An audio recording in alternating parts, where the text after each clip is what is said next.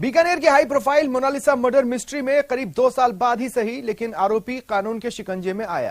पहले प्यार का नाटक, फिर प्रॉपर्टी के लिए अपनी ही लिव इन पार्टनर का मर्डर। ये स्क्रिप्ट रची उसने। मोनालिसा के हत्यारे ने फिल्मी स्टाइल में ही ये स्क्रिप्ट लिखी थी, लेकिन पिता की जिद ने बेटी को इंसाफ के करीब पहुंचाया। देखिए लिव इन पार्टनर के पाप की कहानी। लव, लालच और मर्डर, करोड़ों की जमीन के लिए हत्या, लिव इन पार्टनर का पाप।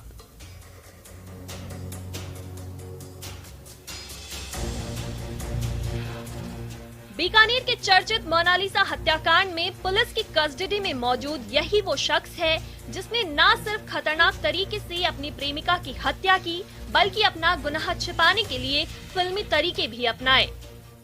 और जब नींद की गोलियां खा के वो दूध पीती है, उसके बाद में लगभग बेहोशी की हालत में होती है। फिर तकिए से मोहानी ने हत्या मोनालिसा की थी। उसके बाद हॉस्पिटल में जाने की एक झूठी कहानी भी रचता है। कुछ लोगों के साथ मिलके फिर उसने दाह संस्कार वहीं कर दिया।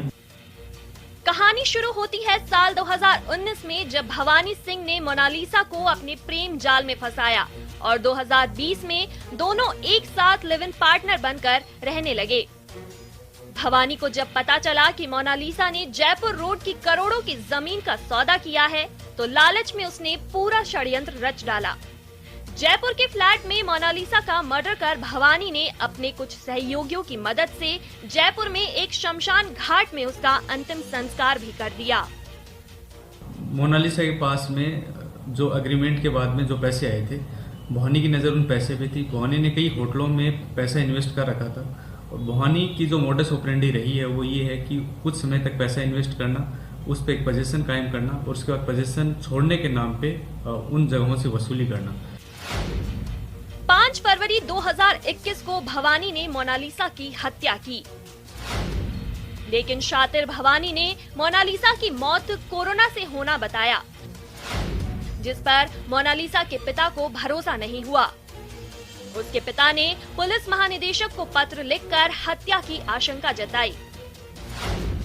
नवंबर 22 को मोनालिसा के पिता द्वारा करी गई शिकायत पर सदर थाने में 4 नामजद और एक अज्ञात व्यक्ति के हत्या का केस दर्ज हुआ। सबसे बड़ी बात एडिशनल एसपी अमित बुडानिया की कार्रवाई रही है कि उन्होंने इस मामले को गंभीरता से लिया और इसका खुलासा किया। और दूसरी सबसे बड़ी बात, मोनालिसा का शव का अंतिम दाह भी उसने जयपुर में ही कर दिया और परिजनों को कोरोना से मौत होना बता दिया। 3 लोगों की भूमिका ये पाई गई कि उनको ये पता होने के बावजूद कि हत्या हुई है और उन्होंने सबूत मिटाने में भवानी सिंह का साथ दिया, तो उनको धारा 201 का मुलजिम माना गया।